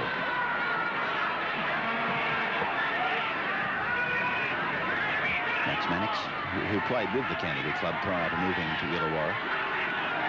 Here's the lower grades. Illawarra won the 23s 10-0 and the reserves 28-0. And again they use the kicking game. Curry gets underneath it. He's pulled down by Hardy originally. Coming in over the top was Worthington, the lock in 8 and Bolt in 12. The runaround is on for O'Brien. And Barnes has picked a high tackle from Mackey. Greg Mackey, the halfback. Swinging arm in the tackle, apparently. Let's have a look at it. Here it is on the Tooheys replay. Steve O'Brien. Oh, yes, sirree. Mackey let go with a right. No score. As Macklin Shaw makes a good run. He's taken play 25 metres out from his own line. Kick ahead now. And a very early tackle by Illawarra, put down the ground by Steve Worthington, and tackle with the ball is Curry for Canterbury.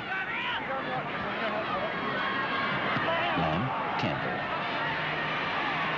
Sandy Campbell playing in jumper number 15. Hagan. Chris Mortimer. Upfield in 10 is doing a lot of tackling. Well, good quick passing by the forwards, linking up with the winger O'Brien. He comes to the 22, he kicks, it came off the hands of Macklin Shaw, and Terry Lamb. Mr. Terry Lamb, Esquire, goes in for another try, simply because he follows the football. It stands to reason if you stay somewhere close to the football, you have got a greater chance of scoring tries than the fellow who stands back and simply barracks for one of his colleagues. Have a look at it. Steve O'Brien uses the kick to beat the last line of defence.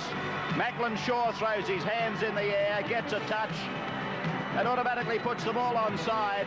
And Terry Lamb, even though he was behind the kicker anyway, he staggers over the line. Little Baba Lamb picks up another try. Greg Mackey missed a tackle here in cover defence. He came across to take O'Brien, but O'Brien's got a very good fend. He used the right hand there to push him off.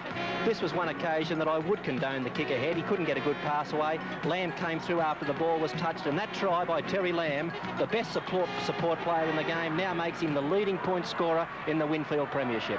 Canterbury, prior to that try, had held the ball for 32 tackles. Illawarra just for 6 tackles. So Lamb, yesterday I put probably the biggest rap I could put on a footballer on Peter Sterling, but I've got this bloke rated at number 2 or equal number 1, let me tell you. Terry Lamb, what a great player. Much, much better than that kick. Here's the score. Canterbury 4, Illawarra yet to score. Farah kicking for the line. He should find it down near the 22. Well, let's take an update on the condition of David Gillespie. Here's Graham with the Canterbury doctor. Hugh, David Gillespie, that work accident, I believe he's undergone microsurgery to try and save a finger. Here's my information from the hospital, Graham, is that the microsurgery at this stage looks to be successful. The arteries have been repaired. The finger was also fractured, and he has got a pin in that finger. So how long is he expected to be out? Well, in normal circumstances, you'd expect that the fracture would be about six weeks probably before that heals, but as far as the microsurgery is concerned, the next couple of days will tell the tale. So he's likely to be out of the semi-finals for the man himself, David Gillespie. What about his Canterbury tour prospect? Well, at this stage, given normal healing circumstances, one would only hope that he would still be fit to be able to play by the time the Kangaroos are ready to play their first match. Okay, Hugh, thanks for taking time out to join us. Ray, I'm pretty sure that you would find that one David Gillespie, affectionately known as Cement out Canterbury Bankstown way, would be watching this game tonight. I'm sure we send him all our best. Sure, Graham, yeah. Yes, David, good luck to you. It's a bit of a blow for you, I know, but you'll find there's ups and downs in life. That's only a minor dipsy-doodle, old boy. Bugden, Lamb, Hagan, Farah, O'Brien going for the corner. Oh, easy. Oh dear, Chris Macklin-Shaw had him in his sights. He had the sideline to help him. But Steve O'Brien went, well, he put a little bit of an in and away into his work, and then he beat the Illawarra fullback so easily. So it was simply a case of Canterbury pushing the ball out wide, then that long cutout pass, and he comes to the fullback after beating the winger, and O'Brien went in for one of the easiest winger tries that he'll ever score. This was a well-constructed try by Canterbury. There were two cut-out passes. Firstly, that one behind a man's back, and the second one in front of the face of a player. The ball went onto O'Brien. I thought Macklin-Shaw probably played into O'Brien's hands. He got flat-footed. Instead of coming forward to make the tackle on the man, that gave O'Brien enough room to move, and he scored the Bulldogs' second try. 22 metres out, a couple of metres in from touch. Former Dally M player of the year, Terry Lamb. And Dally's coming up in a fortnight. There she goes. It's coming around, but not quickly enough. No goal. Scoreline, Canterbury 8. The Steelers yet to score. A bit difficult working at Belmore from the hillside. We just can't quite see the timepiece or the scoreboard without almost poking your head out the front of the box. Penalty to Illawarra.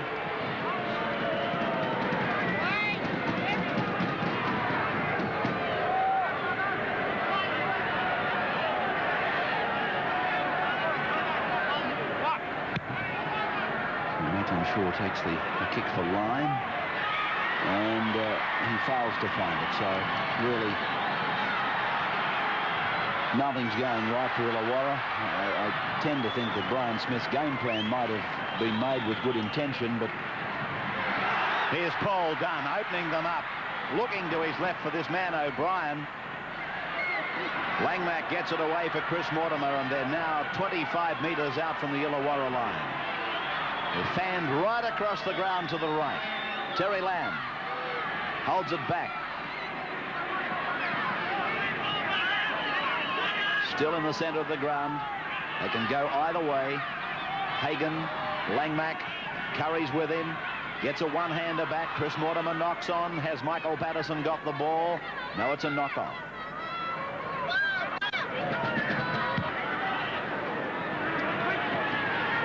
Worthington. Good football. This is upfield now. Half tackle's gone. And Seamus O'Connell puts the kick in. Sandy Campbell back there. And comes across the ground before trying to split them, and he does, and it's a good run by Campbell. It's all of 30 metres as he reaches the halfway line.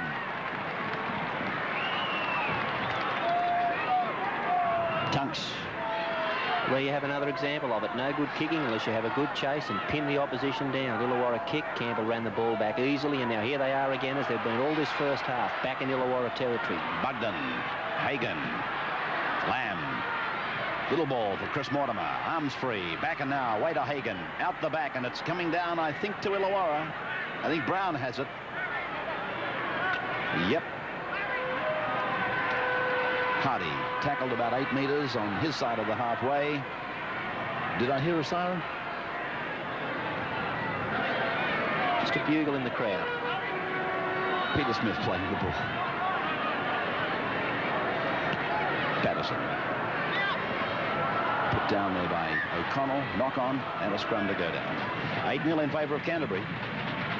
Well, the entertainment continues here at half-time. Tooheys Monday Night Football with the Fire Brigade Band and the Academy Guards as we welcome to Tooheys Monday Night Football Stevie Mortimer. Steve, the reason why you weren't out there tonight? Well, I copped a knock in the game against St George last week in the Monday night game, Graham, and I'm not 100%. And I thought it was better to rest it and just give me an extra few days for recovery. So there's no doubt about Sunday in South Sydney? Oh, no, there's no doubt. I probably could have played at a pinch tonight, but I didn't want to risk it. And I want to say it is a more important game on Sunday, so I'll leave it like that. Saunders in 15. There he is on camera, taking the place of Stanbrough. Canterbury intact. Illawarra required to make 134 tackles, Canterbury 69. Right there on your screen is pretty good evidence of a game plan that backfired. Or maybe I should say a game plan that wasn't carried out exactly the way the coach would have expected.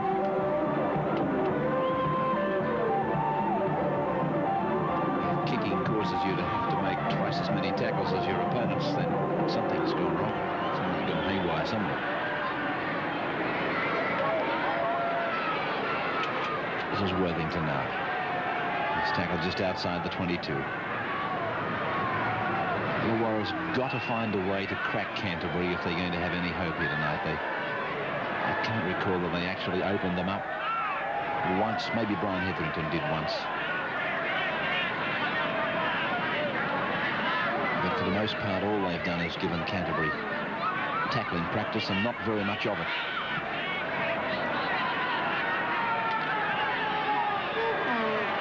This is Bolt.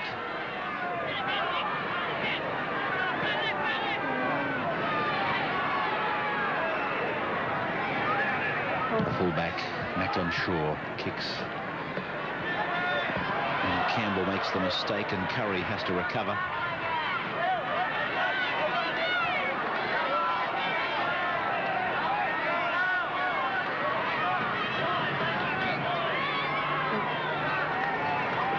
Farah.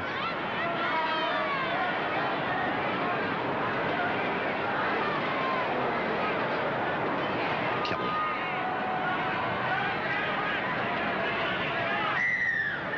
It's a penalty to Canterbury. It's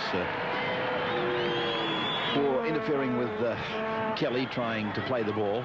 You'll see it here. The man in question was Michael Bolt. He just politely put him back on the ground. So a rather stupid penalty right in front of the referee. All it's done now is relieve the pressure, if there was any pressure on Canterbury. And they're going to now take the tap just into Illawarra's area.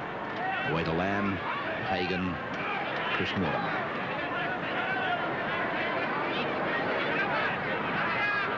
Robinson. He's run very strongly tonight. He's run with a lot of purpose. It's the game that Jeff Robinson plays best. Getting back, winding up. Done.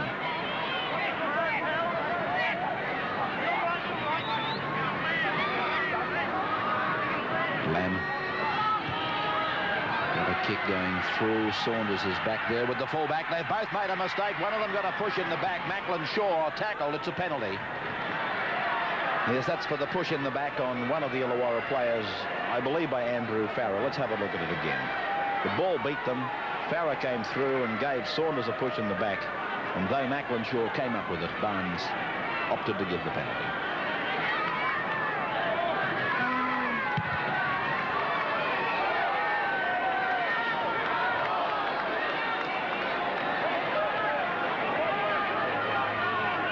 Taken by Worthington. Cross from Mackie to Carberry.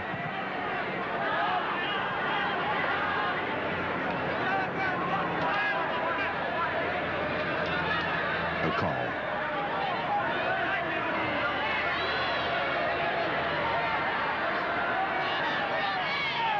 Peter Smith hit by the Canterbury defence and hit very hard. Dunn was the man. Or Carberry running a decoy. And the ball just hit him on the shoulder, bounced away. And Canterbury coming up with it. Here's Terry Lamb popping it up for Andrew Farrer. Farrer comes to Hardy and is taken to ground by that player just outside the Illawarra 22. From Bugden to Kelly on the blind side. And Kelly nicely tackled there by Michael Bolt. Solid tackle. Bugden. Robinson. Tackled high by Patterson. Low by O'Connell. Played back to Bugden again. To the blind side comes Hagan. Off to Langmack. Good defence. Again by their hooker, Michael Bolt.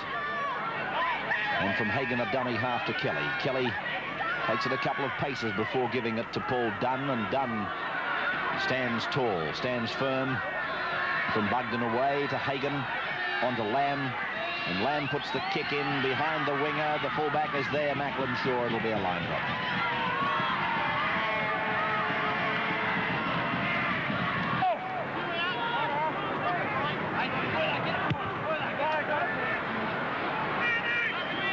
Illawarra, the first team to play Monday Night Football. They played Souths. Well, Illawarra haven't played all of that well tonight. Carberry Bell making a good break. Looking for runners. Michael Patterson was there, but Carberry couldn't get him the pass. This is Hardy to play it now. As I was about to say, they're still only down by 8 points to 0 and very much in this game. If they could put something together, they could certainly put some pressure on Canterbury, because Canterbury are prepared to go through the motions and just win this match. I'm sure that their players have made a decision, and in spite of what your coach tells you how important each game is, that they'd be happy to go in with no injuries and purely having got the 2 points. Here's Mackie running into Lamb and put to ground. And Mackie is holding his face. I thought he was going to stay down for a moment. You could find little Terry Lamb. Not only tackled him, he muscled him at the same time. O'Connell now, 15 metres out from the line. 5 tackles gone, penalty to the Steelers. Well, they've got to take the kick. It's only 8-0. And still 28 minutes of time. Touch judges come in. This will be to do with a punch that Terry Lamb threw at Mackie. Not in that tackle, in the previous tackle. Bulldogs support group doing their best to distract Macklin Smith.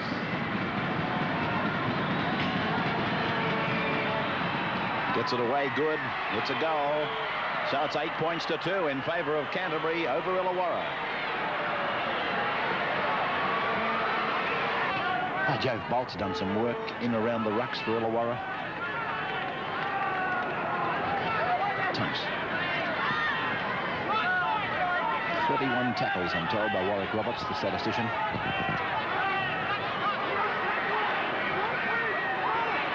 Kicked out the back by Tunks. Langmack gets the chance to put the ball into Dunn's hands, then to Lamb. Lamb goes off the left foot, back to the blind side, still going.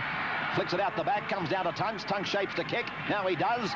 The big fellow's tackled late. This could well be a penalty. No, he said play on. And it's a 22 place kick to restart. Well, I suppose I could say let's put it on the replay, but there's no doubt in my mind after Tunks kicked the ball, he was tackled. And it most assuredly should have been a Canterbury penalty. Now it's an Illawarra penalty.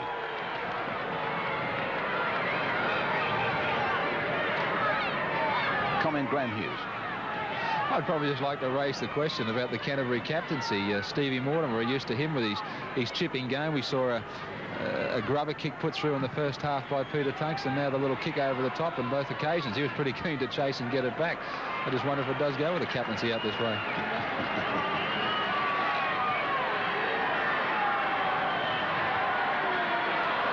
Upfield, doing exactly that.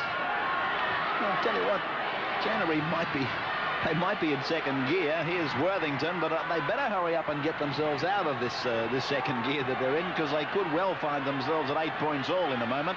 Mackie away to Patterson. It was a bad pass, and Patterson could only take the tackle 20 metres out.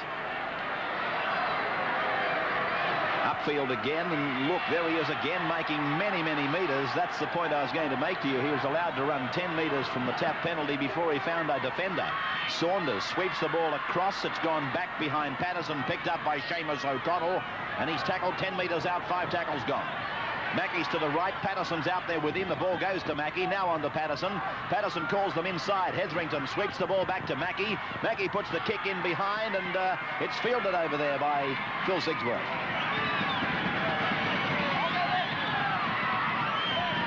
There's the grubber kick through off the boot of Mackey, and Sigsworth read it beautifully. Smith off, and Bradley is on.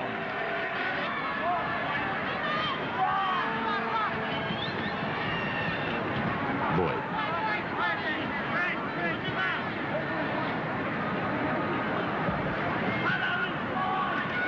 Done. Langmack. Good work, Paul Langmack. Farah. Campbell.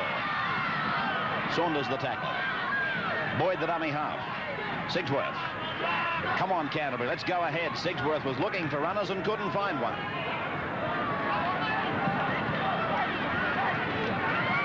Done. Out the back. Through from Mortimer to Langmack. Langmack now to Farah. Farah's got men on the inside. Finds Boyd. Boyd puts the head back. Finds Campbell. Campbell looks around. It's come off the hand of Farah. Pass was a mile behind him. They had enough troops there to win a world war. Everywhere you looked, there were blue and white jumpers, and only one Illawarra defender could be found at all times. All they had to do was keep the ball alive and draw and commit. Alchin to half in 20, Hagan to 5/8 in 3, Farah to the centres in 2, Campbell on the wing in 15, Sigsworth at fullback in 40. Alchin tackled 5 metres out from the line. 22 is Boyd. The only backs actually to have their right numbers on are Sigsworth and Chris Mortimer. I beg your pardon, O'Brien and Chris Mortimer. Tunks a dummy half. Watch for the play that he likes so much. He doesn't go for it. Alchin comes off his left foot. Meets a driving tackle from Illawarra. In particular from Scott Greenland. To the left for Tunks. He spreads it away to Hagan. Hagan looks around, calls Dunn through. And Dunn has tackled 8 metres out. Tackle number 5. Tunks again now. Puts the kick through. And in goal. It's going to be a line dropout that will resume play.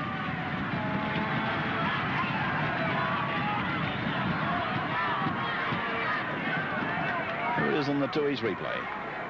Tunks, his 3rd kick in the game. That makes 54 kicks in this match tonight. 54 kicks in general play. 28 by Illawarra, 26 by Canterbury. That's high. Sigsworth to play it. 5 minutes of match time remaining. Chris Mortimer.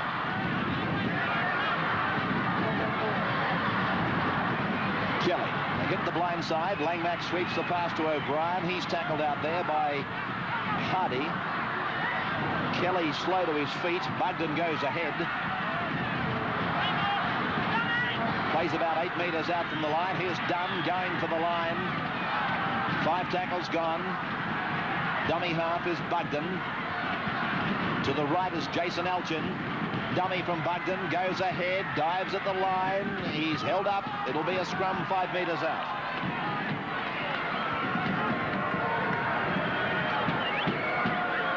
Bugden having a go.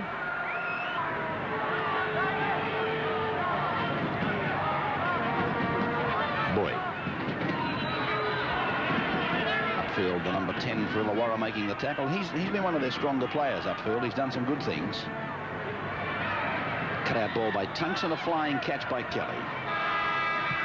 And that is the siren. The end of Tooheys Monday Night Football, with Canterbury Bankstown defeating Illawarra by 8 points to 2 here at Belmore Sports Ground before a crowd of 10,013. Canterbury 2 tries. One by Lamb, one by O'Brien. And for Illawarra, their 2 points came off the boot of their fullback, Chris Macklin-Shaw. Let's have a look at the completed premiership table for 1986 in the Winfield Cup. Parramatta Minor Premiers 37, South 2nd 36, Canterbury 3rd 35, Manly 4th on 33, Balmain and Norths equal 5 on 30, and then they finished in that order: St George, Penrith, East, Cronulla, Canberra, West. And Illawarra, though they took out the wooden spoon on 18, that does indicate how the bottom teams have always been able to give the top sides a little bit of the old hurry up. All right, there's the situation tomorrow night at 7:30. Balmain will play Norths in the only playoff necessary, thank goodness. And of course that takes us into Saturday, when the winner of the Tigers and the Bears will play Manly at the SCG, everything at headquarters from here on in. And look at our telecast time on Saturday, 6 o'clock, same as Sunday, 6 through 7:30, and on Sunday, that big match between South Sydney and Canterbury Bankstown. Well, that's all we've got for you this week. Thanks for joining us. We'll do it again next week as we start, of course, the semi-final countdown. I'm Ray Warren, Network 10 Sports.